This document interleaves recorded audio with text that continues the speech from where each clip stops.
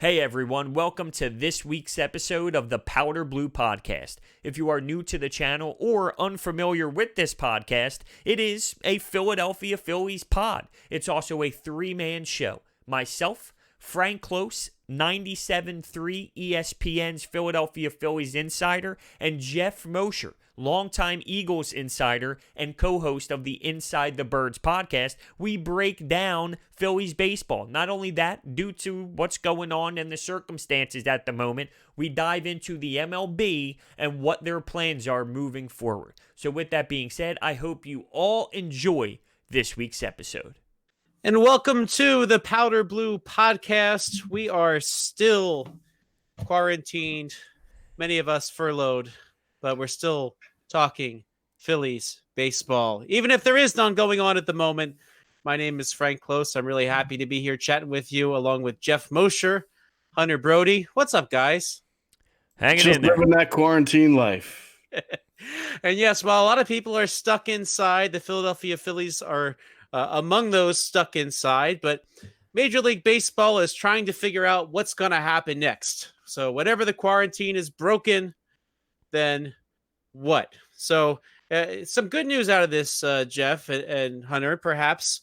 That at least there's a plan in place here, so we can kind of know what's going to happen next. Now, believe it or not, essentially these Major League Baseball players are furloughed, like a lot of people that might be listening. And if furlough is a fancy word for you, Hunter, that basically means they're laid off for now until the resumption. And so what's going to happen is Major League Baseball has set up a fund which will basically kind of front players some money, but if there is no season, they don't earn any of that money back. And the players only earn the percentage of their salary that it was to be. So JT Realmuto, he has a nice round number. We're going to talk about him in the second segment specifically, but let's say you have a nice round number of $10 million and they only play 70% of the games. Well, he's going to make $7 million this year. So this is hitting the baseball players' pocketbooks as well as ours. And I'm sure they all have pocketbooks, right? But let me ask you this, Geoff. So this is a pretty big dent in the pockets of some of these major league players. Now, we think of all the multimillionaires, but what might this mean, Geoff, for a player who's maybe going to have his cup of coffee in the major leagues for a year or two and then doesn't get to play ever again? Yeah, Frank. I mean, that's, the case with all of us and people in every sport, whether it's football, baseball, hockey.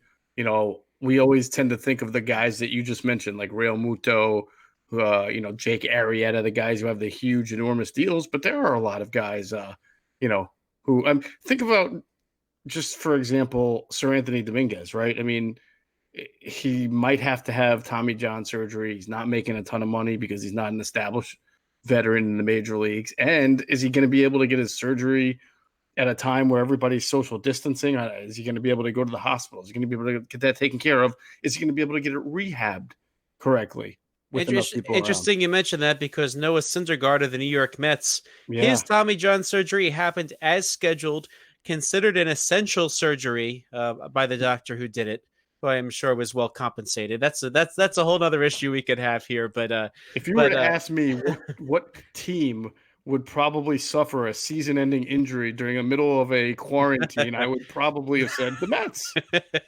I agree. Absolutely the Mets. I agree completely. Now, I wonder if you bring up Seranthony Dominguez, would this be a good time for him to look into something like that as well? I mean, it seems like it's leaning that way, don't you think? Yeah, he should take advantage of it. Yeah, I mean, if you're only going to get, let's say they play 80% of the games, which is a pretty generous guesstimate at this point. Well, he's only going to make 80% of his salary this year, and he's still right around the major league minimum. So if he has any hope of earning power later, well, of course you would want to get that surgery done. So let's take a look through some of the rules. Jeff Passan of ESPN.com. I highly recommend that if you haven't gotten a chance to read this article. This was posted on March 28th, and he teamed with Kylie McDaniel to write this report that kind of outlines some of the significant implications of this agreement between the MLB Players Association and the and MLB. Now, I think the nice thing here is I think both sides tend to know that things aren't good. And when both sides go into this kind of with the understanding that everybody's got to give something up because let's face it, all of us are, right? I'm out some work. I'm sure a lot of us are. But they seem to want to take a reasonable approach to this. Now, in terms of when baseball is coming back, there are 3 rules that are going to apply here. All right. Now, we just heard from the president the other day that April 30th minimum. That's when they want the social distancing to go through, at least to give a chance to flatten out the curve, as they say. And that's expected. Perhaps this is good news. They're thinking maybe in a couple of weeks we'll hit our peak and then things will start to regress. That would be positive, right? So here are the 3 factors. First, there cannot be any governmental edicts on mass gatherings that would prevent teams from playing in their home stadiums. 2, no travel restrictions in the United States or Canada. And 3, the determination after talking with health experts in the union that playing does not expose players, fans, or staffs to health risks. So now here's one of the things. Now, point 1, the idea of preventing teams from playing in their home stadium. It sounds like they might be open to some neutral sites if, let's say, kind of one city is at the back end of this and it's not a safe place to go. Would you guys be willing to consider that? Hunter, let's start with you.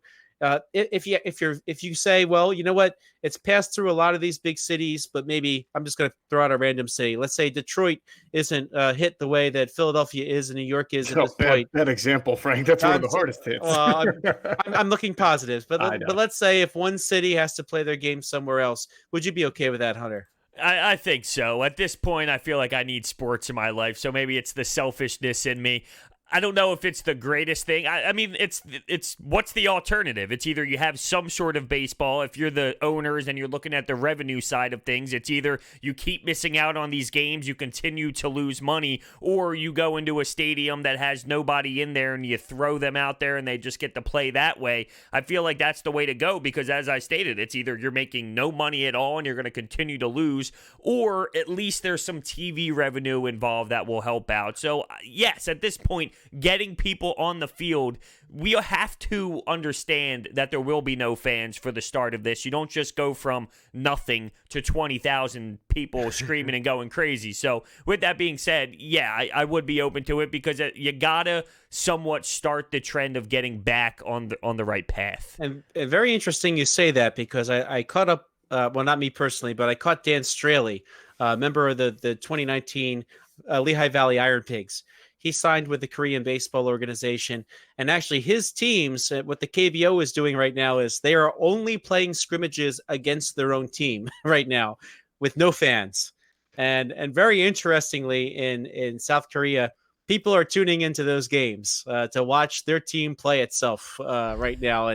And Straley was saying that it's definitely a unique experience, but he is grateful to play. So, well, I mean, there's that, right? If the Phillies were playing the Phillies right now, I bet your ass you're watching because I know I am, and I know Moshe is too. But how many candidates were in the rotation, right? There's enough that you could fill 10 rotation spots, right? Well, I don't know if it's Velazquez versus Pivetta. I'm not quite sure. I'm watching. Maybe might be Kolervin versus Pivetta and Velazquez versus. I don't know who else is down there. Inyel de los Santos, but possibly. You're not making it sound any better, Frank. Well, hey, at least there's baseball, right? So I think that's an encouraging thing. All right, so now here's the next. Can I just go back to what you guys were talking about with this neutral site thing? That I'm with Hunter. That yes, sports is great. I want to see it again, even if it's in front of an empty stadium. Although I have argued, and I still contend that I think it's going to be more difficult beyond day one and day two than we all think. But it's not that I'm confused. I can't visualize what you're laying out and what they've agreed to. The idea that there would still be cities stricken by the coronavirus outbreak, and there are other cities that are not as bad.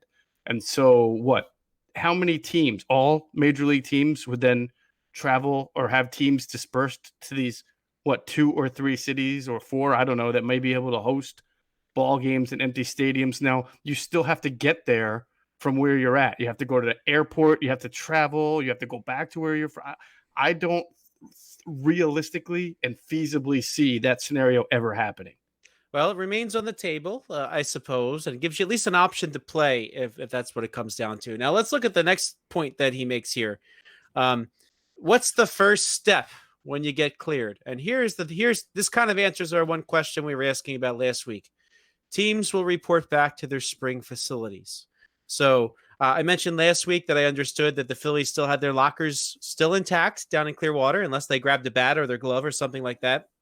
But looks like we're going back to Clearwater. So that's kind of interesting. So maybe some of that neutral play, no fans. Maybe at that point they're kind of playing in spring training games to get going without the fans. Maybe that's a possibility behind the scenes. But a lot of it would have to again. The idea is they're going to get to camp and they're going to decide on the plan that best is for the health of the fans. Now that leads me to the next. Do you think that they could do that and then limit attendance to maybe a fraction of what they would normally have? So you could have people sitting in the stands, but not within 6 feet. So let's say the stadium, what does the stadium hold down there? About 10,000 if they're like maxed out. Could they have 2,000 people interspersed so at least give the game a little bit of color in the background? Well, I can tell you this. I've been to Clearwater Threshers games in June and July, and they're lucky to get 200 actually, because the Tiki Bar and a Threshers game in July is jam packed, but nothing else. So I actually want to this is a side story, but one of Chase Utley's rehab games in Clearwater I was there for, and the Tiki Bar had 2-for-1 drinks, and they were not spring training prices; they were normal season prices when when the fans aren't there. But Tiki Bar was where it was at. Nobody in the stands. But I will say this: how eager are you to go to Florida in July, right, or June even, right? So I don't think they're going to have the same kind of demand that they had in March, where people are taking their vacation. That's what I'm wondering if they could pull it off, where they could have fans there without it being considered dangerous, or within distance. Yeah, that's a very good question. I'm sure if it came to that, they could find a way. But let's face it, too. If a lot of us are going back to work at our regular jobs, and you probably don't have a trip to Florida in the budget, if you're just trying to get back to work. So, well, I think that's the point, right? That you're not having people traveling; you're just having people in Florida who are going to the games just to add that background to it. And I think they would do that. I will say the Threshers have some pretty hardcore fans. And the nice thing about the people that are locals there, they go to all the different sites locally. So they'll go to Dunedin games, they'll go to Tampa games. So it's actually a pretty cool experience. And I think that's why people don't go to the Tampa Bay Rays, because the minor league parks there are still an awesome experience, even outside of the regular season. So when we look at what a schedule might look like here, now this is pretty interesting here. So they are willing to go a shortened spring training, because let's face it, you need to do something to get back in shape. But it looks like then after that, they could kind of rush it back, which means I like this scenario. They're willing perhaps to go to 29 players on the opening day roster to help teams get going. And another point that they make here is that, the mid-May to early mid-May might be the best case scenario for people getting to camp early June. And if that happens, maybe 130 game schedule, but maybe 80 to 100 is the more realistic number. So that's a really interesting question there. So now, interestingly, insight into that is Japan. Now, when the Nippon Professional Baseball postponed its March 20th opening day to April 24th, meanwhile, Shintaro Fujinami, he is a star pitcher for the Hanshin Tigers, and he tested positive for the virus. Wow. So they're saying they're still going to open on April 24th, which is pretty interesting here. Now the question is, what would MLB start the season if one or two other players were still stricken with the disease? What do you think about that, Hunter? No, I don't think so. And I feel like it's kind of similar to the NBA. Once Rudy Gobert ends up getting tested positive, then Donovan Mitchell has it, then Woods has it, then this guy has it, that guy has it. If one person in the MLB ends up getting positive, you got to have your hands tied behind your back. I don't know what else you could possibly do as a general, or not a general manager, as a commissioner of baseball. Yeah, exactly. And it's not like, well, Well, we do say this, though, about baseball. Every time we always bring up the commissioner and then deciding to make a move, we always claim that they make the wrong move. Therefore, when it comes to baseball, maybe there is a tiny possibility that they would play if somebody does test positive. I think also we have a lack of information. No, not information, but the ability to know how 4 or 5 weeks from now this thing is going to be. I mean, maybe it turns out that there's not a vaccine, but there is drugs that we find out work better. I mean, there's a whole lot of science going on right now and a whole lot of experts meeting every single day trying to figure things out. So perhaps by then they will figure out a way, if somebody has it, you can kind of remove them from the scenario. You can treat the people around them a little bit quicker. Who knows what we'll know by this time in June. And of course, these rules then were subject to be changed. But the next one's pretty interesting. The one thing that the players absolutely insisted on, they wanted to make sure they get their major league service time. Now, there's a lot of significance to that, right? Because, for players, if the season goes away and doesn't happen, then what happens to somebody who would be a free agent this year? Now, we're going to talk about JT Realmuto specifically in segment 2. But imagine the Los Angeles Dodgers. They traded some of their best prospects for Mookie Betts. He will be a free agent if they don't play this year. What do you think about that, Jeff?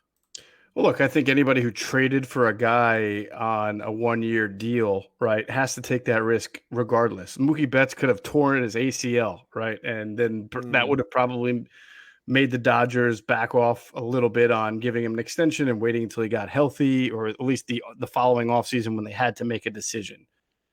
If there's no baseball played, that sucks. But you have to remember that the teams that gave up assets for a player, like in this case, it would be the Dodgers, or the Red Sox. The Red Sox don't get to reap the benefits of that either.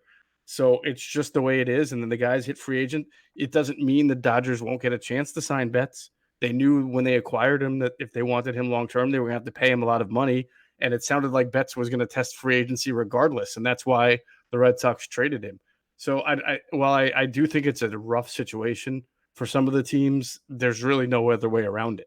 Yeah, I agree. It's similar to when you think about these college players that now lose it came down today, actually, that we're recording this the same day, that winter sports athletes in college will lose their eligibility. They won't get another one while the spring teams do. It's very similar to that. It's just unfortunate. Nobody wants it to go this way. Nobody could have seen this happening. I mean, no one can see the future. No one would have known that this would all come down this way. So it's just an unfortunate situation that the Dodgers, if this does play out where there's no season and they miss out on Mookie Betts playing there at all, there's nothing you can really do about it.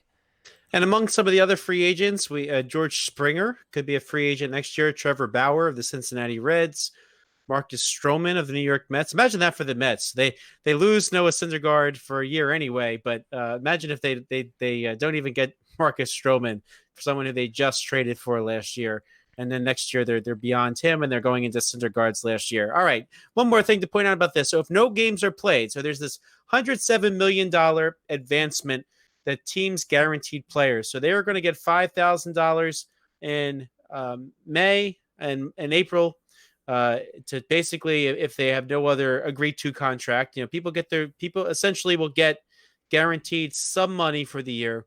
But if there's no games, that's all they get.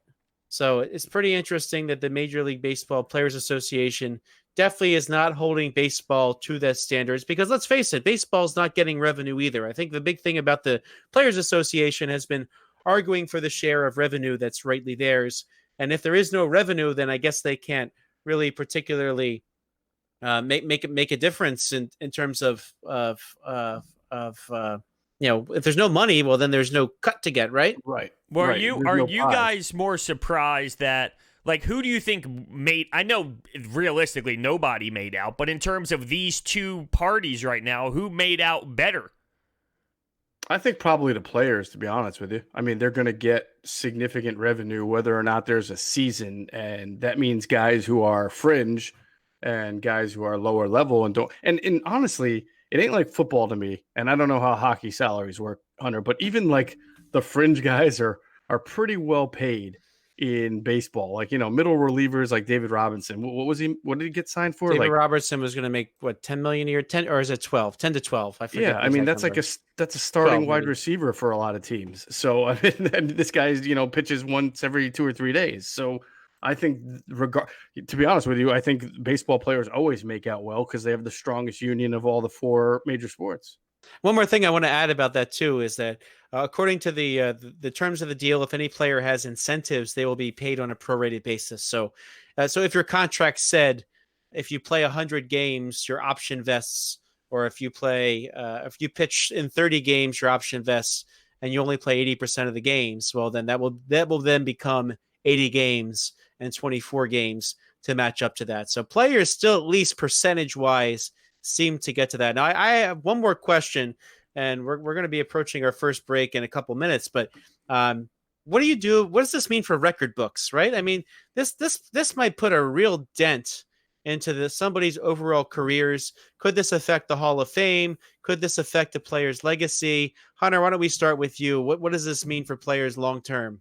Well, I mean, I thought of this instantly, and I know this is baseball, but in terms of hockey, like Alexander Ovechkin right now is ready to go after Wayne Gretzky's goal record, and now you lose out on a back end of the season and the playoffs. That could be significant in terms of the overall picture if he comes up, say, 10 goals short. Well, now the conversation is going to have, remember back in 2020 with the coronavirus? It could be very similar to something like that in baseball. I don't know if that's ever going to happen with the home runs, although the home runs are getting crazy where there's $5 billion a year. You got guys like Pete Alonso hitting 50 plus. I mean, it's crazy. So you never know.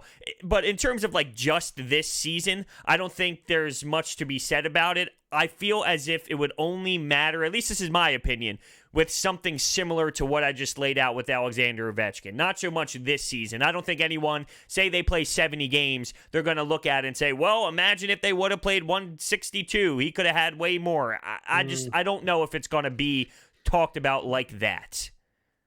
Jeff? I just feel like it falls under that umbrella of life ain't fair. I mean, I think of the 1994 strike-shortened season. I mean, the Yankees were 27 games above 500, and the Expos were like 34 games. Oh, that Expos team is one of the best of all time. But anyway, go on. Everybody on the Expos team, they had the Alou, they had Randy Johnson, they had Langston. I mean, they were just an unbelievable. They were a machine, and they never got a chance to win that World Series. And of course, we see all these decades later that they never even get to stay in Montreal. I mean, that was really Montreal's one shining moment, to bring a championship to that city in baseball, and they couldn't do it. And there's really nothing we can do about that. It's just all in the past. And that might end up coming back around to Montreal. They're in, perhaps that's a name that's mentioned to get another team going forward. I'd love to see it. So we'll see what happens. I got to see them one last time before they left the town, and I understand why they left that stadium, but that'll close our first segment. We'll be back after this talking JT Realmuto. What does this mean for the Phillies under those terms we just went over? Frank Klose, Hunter Brody, Geoff Mosher. This is the Powder Blue Podcast. And we are back with the Powder Blue Podcast. Frank Klose, Geoff Mosher, Hunter Brody. And our first segment, we got to go through a little bit of what the Major League Baseball season might look like when they come back. The MLB Players Association and MLB have agreed to certain terms, which sort of chart the path forward. And one of those things that's a really interesting point, and this is what the players fought for the most. The players that were going to be free agents after the 2020 season are still going to be free agents after the 2020 season. And that means, Phillies fans, JT Realmuto, if there is no 2020 season, he will go right into free agency. Now, that might elicit a lot of emotions. The Phillies paid dearly to get Realmuto on the team. For years, I used to always say, why aren't the Phillies taking advantage of these Marlins fire sales, right? You know how they happen every few years? They get rid of all these amazing talents. And after they did not get the MVP, which of all the players, that was, it's really funny that back when the Phillies were at least rumored to be interested in Christian Yelich, people were saying, we don't want to trade Odubel Herrera. Oh, no, you can't trade Odubel Herrera. Classic Philadelphia. At any rate, we're not here to talk about Christian Yelich.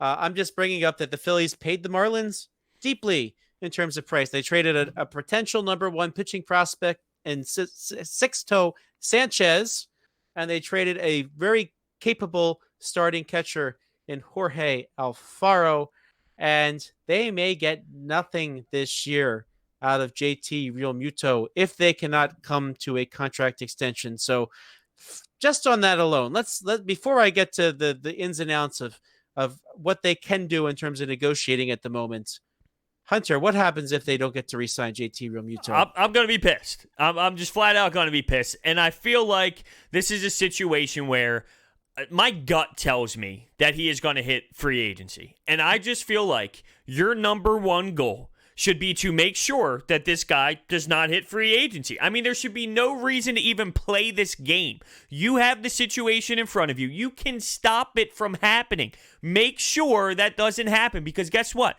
You can accidentally slip up. Another team can sneak in. It's just, there's no reason to even put your organization in that spot where you might potentially, even if it's slim, and I don't think it's going to be slim, but you shouldn't put your organization in that spot to lose someone like JT Realmuto, because if they do, this team is screwed. Not just what he brings to the table defensively, but he's great at the plate as well. I just picture last year, all of those times someone tried to run. Why are they trying to run? This guy would throw out everyone. It was such a big part of the game. They can't lose this guy, and it comes down to them giving up so much. The worst thing is, could you imagine losing him and then Sixto Sanchez wins 10 Cy Youngs? I mean, I can't believe it. That's going to happen. That's a bit extreme, but I get your point. He's going to be a great pitcher. 10, just 10. How many Cy Youngs did Cy Young win? Yeah, you're right. You know what? That's a good point. It will then become the Sixto Sanchez Award, and he could have been a Philly. They would have renamed the whole thing over. I got to tell you, if Sixto Sanchez wins 10 Cy Youngs, Hunter, I think the Phillies screwed up regardless of whether or not they signed Realmuto to an extension.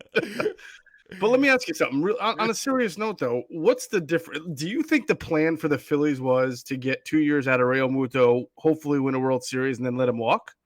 I would hope not. Okay, let's absolutely not. Then let's say they did it. Let's say they happen to win the World Series this year, even if it's a shortened year, and he walked. Would you absolve them? I would feel better about it, but I would still think, well, because all I'm saying is nothing has changed because they still have the opportunity. If he walks, it's because they didn't pay him the most amount of money.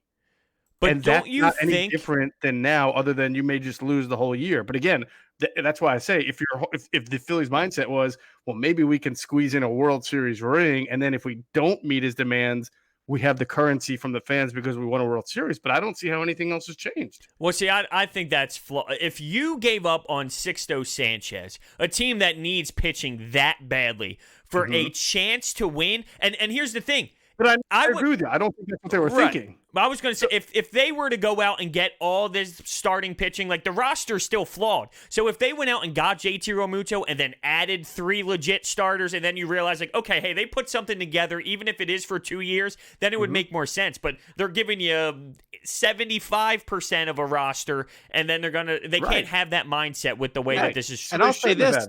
That was my big complaint last year about the Phillies, was that they seemed, when they made that trade for Realmuto, they paid all that money for Harper, that they were in it to win it. And yet they didn't address the starting rotation last year. Going into this offseason, all we heard from Jason Stark, and Jason Stark is a very reliable source now with The Athletic, but when Jason Stark says the Phillies are looking to get 2 starters, you believe that he heard that from somewhere legit, right? You don't doubt Jason Stark, right? But yet they couldn't do it. You know, it's one thing to desire that, but at the end of the day, you still have Zach Wheeler, and we spent 3 podcasts trying to figure out who the hell's going to start 5th, right? So, I mean, it's that's what surprises me about Realmuto in terms of the Phillies and where they're actually going with this. But let me go through quickly what's going on right now with the rosters. Right now, the rosters are frozen.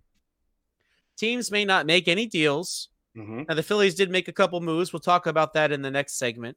So what you have right now is the roster that is set. But part of that is you cannot even negotiate with any players about extensions, which I found this to be pretty fascinating. Like, well, one, I guess the first question I have is, why did Major League Baseball shut down negotiations during this time? Because it seems like when you're sitting at home is a great time to get on Zoom, like everybody, like you're doing with your classes, Hunter, right now over at Rowan, and actually sit down and negotiate a deal. Why can't you do that?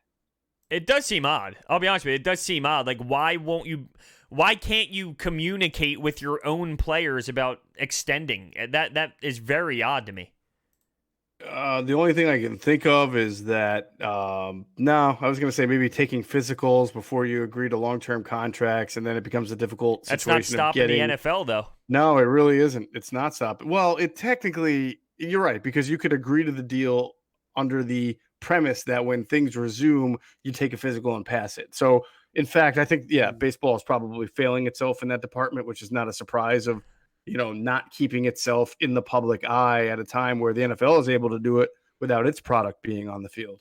So do you think this in any way hurts their ability to re-sign him? That there's just this lull where they can't do anything? How is it different? I just don't see what's the difference. I mean, he has the opportunity to decline any contract offer right now and hit free agency and see what the max money is going to be before deciding, which I would imagine he would do anyway, or they're just going to knock his socks off with an offer and he's going to resign, which they have the opportunity to do. I really don't see the big difference here. Well, let me say this. If I'm Matt Klentak, right now this is all crazy. I'm sure there's a bunch of stuff going on.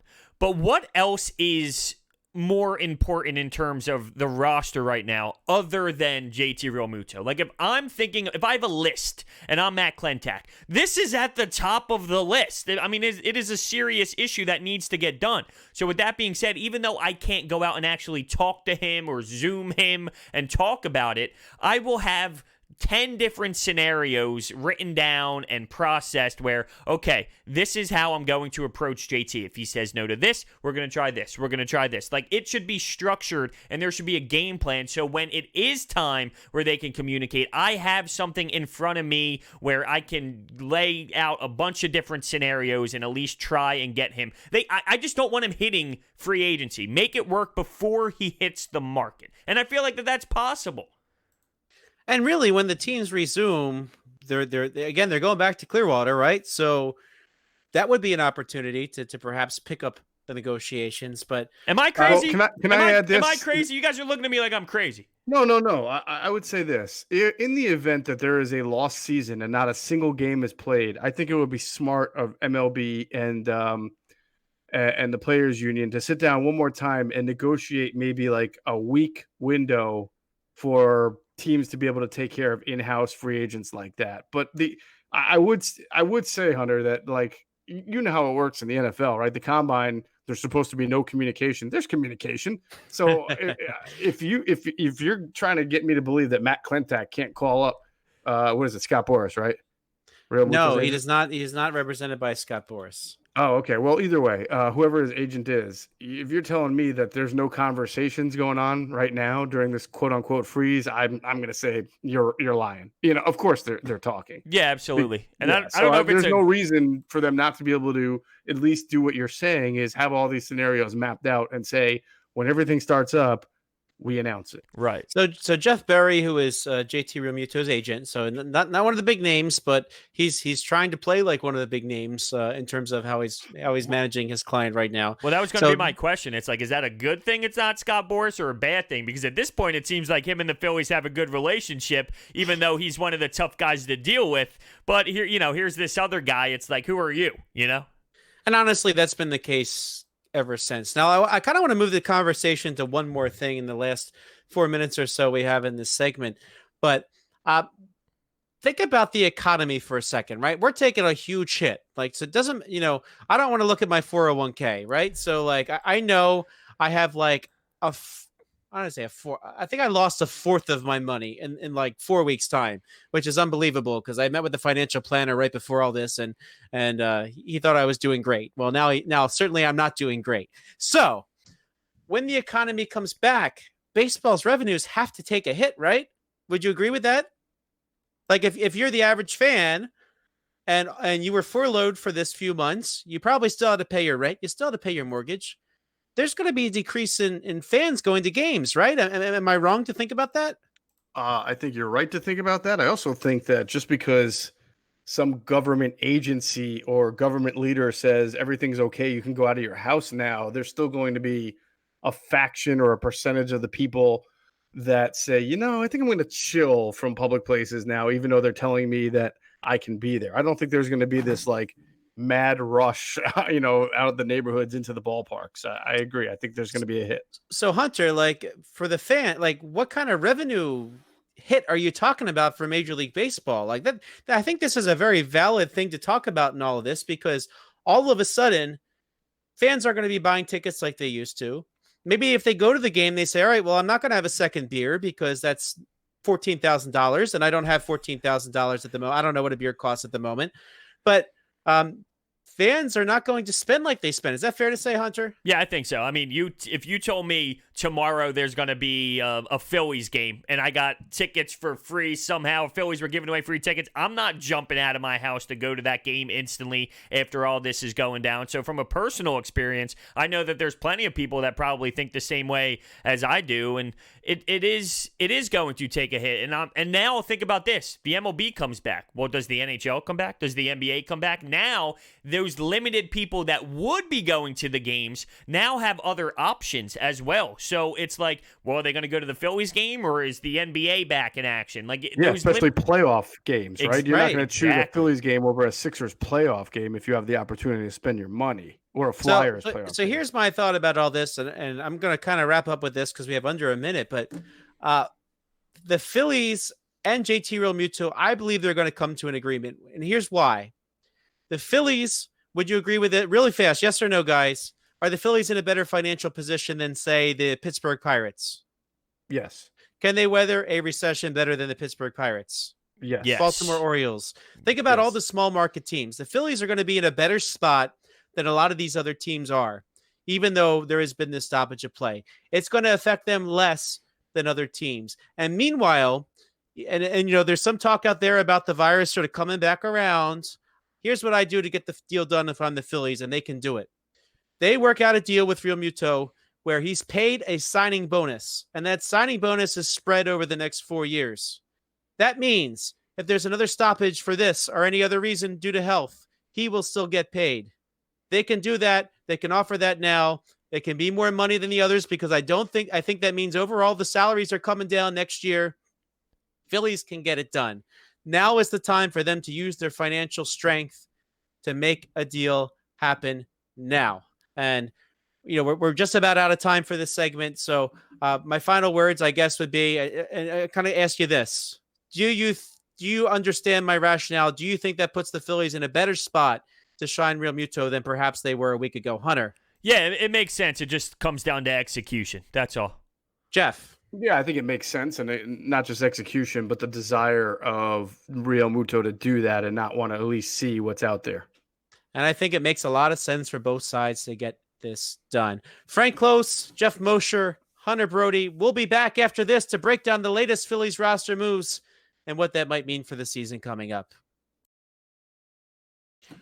Welcome back to the Powder Blue Podcast. Frank Klose here along with Geoff Mosher, Hunter Brody, and we are breaking down what's going on in the absence of Major League Baseball.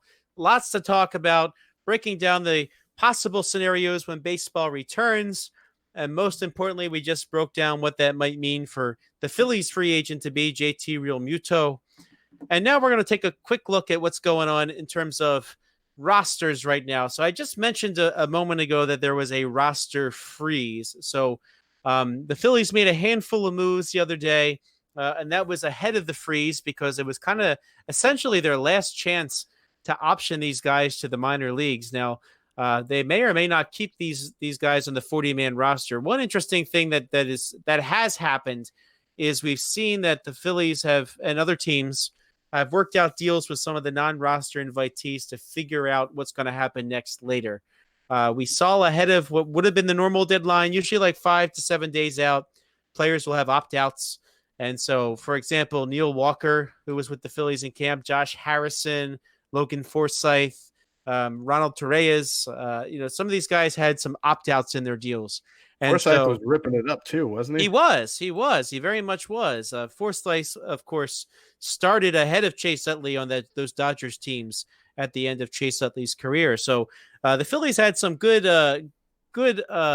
output from some of these guys. They all agreed to delay their opt-out until camp resumes, which is good for the Phillies.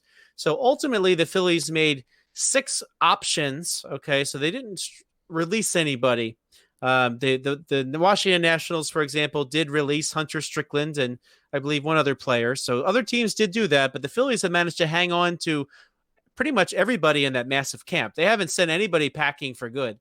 But 6 players got optioned to AAA Lehigh Valley. One is relief pitcher Reggie McClain. Okay, somebody they picked up from the Mariners. Now, the nice thing about someone like him is he showed some promise, and they'll get to hang on to him in AAA no matter what. Austin Davis, lefty, who was up a couple times, couple cups of tea in the major leagues. Edgar Garcia, same kind of scenario. Cole Irvin, the starter, who did start some games last season for the Phillies. Outfielder Kyle Garlick, acquired from the Los Angeles Dodgers, right-handed outfielder, and he might have been optioned because there's more time for Andrew McCutchen to get healthy, right? For left, if they wanted a right-handed outfielder. So, and then here's the one that kind of stands out the most. Outfielder Nick Williams optioned to AAA. So, they didn't want to get caught with Nick Williams on the roster. That's the one thing I want to talk about here because, by the way, I mentioned those other infielders, but let's not forget Francisco Liriano, the bullpen side of things. Francisco Liriano, Drew Storen, Bud Norris, Anthony Swarzak. They had a number of veteran minor league invites there as well. Their Phillies have hung on to all of those guys. So, with the possibility of the 26-man roster or going to 29 men before the season actually begins. Kind of smart of them to hang on to everybody best they could. But let's talk for a second, just a second about Nick Williams. My question is, why bother optioning him at this point? Like, isn't the Nick Williams story kind of over, Jeff? Not really. I mean, this is not a team that I think has a lot of outfield depth, Frank. I mean, especially with McCutchen not knowing when he's going to be back, right? I mean, and then obviously the Odubel Herrera situation was probably going to be resolved in a manner that Odubel wasn't back. So if you take Odubel away and you put a question mark a little bit around the start for McCutchen, then who are your outfielders? There's Bryce Harper, there's Hazley, there's Roman Quinn, Jay Bruce. And Jay Bruce. That's 4. Usually you carry like 5, right? If I'm not mistaken. They'll have 5 outfielders usually. And under this new circumstances, you can expect 5 outfielders. Right. And maybe even you might want a little bit, one more if the rosters are going to be expanded a little bit, when this thing gets back together. So I don't know who their other option would be in that event. I mean, I think plus Nick's a left-hander. He is, and they have lots of left-handers. They do have a lot of left-handers, but again, you're assuming that Nick has to play because somebody's hurt, and so I can understand it for a little bit here. Yeah, I'm at the point now where Nick Williams, like the name just bothers me. That's just the fan in me. It's like I'm at the point now where I just don't want to see him in a Phillies uniform anymore because I just feel like time has not been on his side. It's just over with. Like it seems like call that it's my over. Hector Neris point. Yeah, okay, yes, exactly. But the guy was close to it. All right, I should put a moratorium on the Hector Neris. First of all, I think Hector Neris has to be brought up every podcast. That is the goal. Somehow find a way to get Moshe to speak about Hector Neris. I don't think dying on this. He was a closer who had 30 saves. Hill is ever going to. All right. This is not a Hector Neris discussion. All right, come on, let's focus here. So. But let's face it, though, Nick Williams, someone they traded Cole Hamels, and he was supposed to be one of the big pieces back. Now, certainly Alfaro netted them JT Realmuto, which is a big deal. But Nick Williams, you kind of thought that he was going to work out, right? Well, do you think that the shadow of Gabe Kapler being gone might open up something for Nick Williams? Clearly, they had that little thing early on last year where it was I'm not playing because the computers say it, or maybe that was even 2 years ago. I can't even remember. But I wonder this for a lot of the hitters, to be honest with you. Well, he wasn't playing last year because Bryce Harper was there, but right. But I mean, like he wasn't even. He was pinch hitting for a little bit, right? Didn't he have a pinch hit home he run did. He did earlier in break the the year? team. He did break. He did. No, he didn't break camp with the team. He He did did not? play a little bit, but ultimately he was rather underwhelming last season. Is that fair to Sure. say? He just Yeah. reminds me of like Aaron Altair. And I was told Aaron Altair, oh, look at the exit velocity. Oh, that's great. I'm sure the exit velocity was fantastic. He stinks. And they're like the same thing to me. I feel like I look at them and they're the same person. One lefty, one righty. Well, Nick Williams batted 151 last year. So anyway, he goes to AAA. Now, the way that the rosters rule works, apparently, they're still giving them a grace period to bring them back up and not have it count as an option. So if any of these players make the roster somehow, that will not count as a minor league option if the Phillies choose to get them later. So in a way, it was a little bit of a clever maneuvering by the Phillies to do that. So I just have another question since we're short on time going forward. But if you do have 3 roster spots, who do you want those to be given the circumstance? And not who the player, but what do you want the extra 3 players to be if you're going into a season like this with a short spring training? Yeah, I mean, I also think that if you're going into if their goal is to play 130 games in fewer than 130 days, and there's going to be a a glut of double headers, And then that is on the table. It is on the table, Jeff, to play some double headers. right. So obviously, you're going to want pitchers with those 3 spots. I mean, For I can't all imagine. 3, would you go all 3?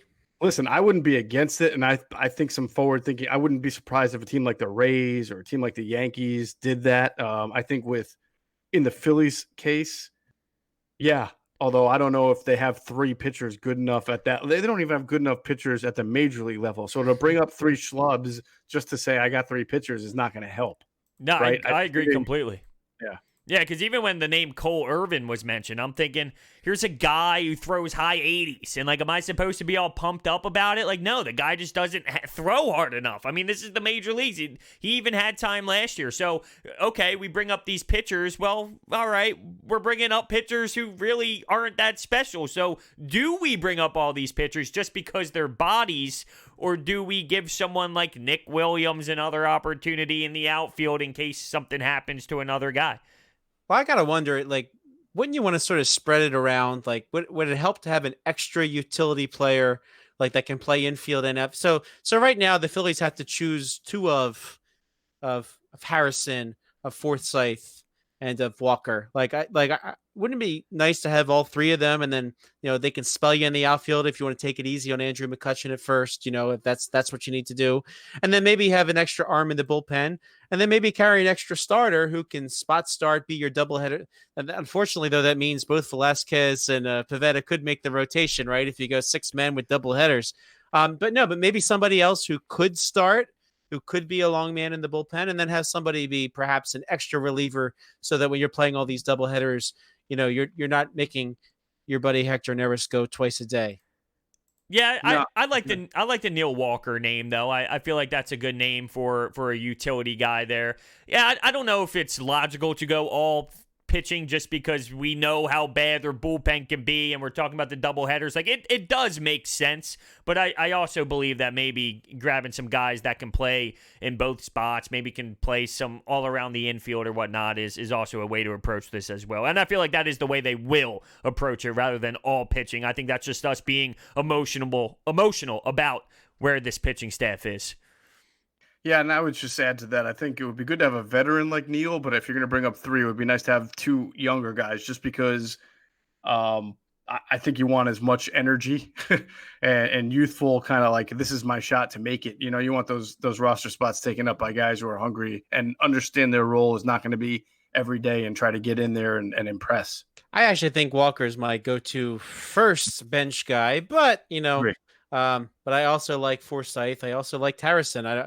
You might not have to choose among the 3 of them for 2 spots. So that's one advantage you might have. So a lot will depend on when camp opens up. Maybe they'll still have a job to fight for, which is kind of interesting to think about, that spring training could resume in the summer and you have the opportunity there. Just one piece of breaking news, which is kind of going through right now, is that that Seranthony Dominguez has been recommended to undergo Tommy John surgery. So as the time we are, of course, I'm in the last minute and trying to wrap this show up. I just learned that Seranthony Dominguez is going to undergo Tommy John surgery. I'll say That's this real quick. Like you were listening to our pod. I'm stunned. I'm stunned. Really? Stunned. Well, because it's the right thing. As if we didn't know this was going to happen last year. That's all. Gotcha. I thought this was going to happen the year he came up, even though like I just didn't like the way he threw. But what better than a shortened season for that to happen? So, and by the way, that was Mike Gill texting me just now. He's the one who's letting me know the news. You better get that article because up. I'm busy recording. So, but now it's time for me to go write about it on 97.3ESPN.com. So we must say farewell. Frank Klose here alongside Geoff Mosher and Hunter Brody. This is the Powder Blue Podcast. I'm sure we'll talk about that more next time, and we hope to talk to you then. Have a great one, everybody. Stay safe.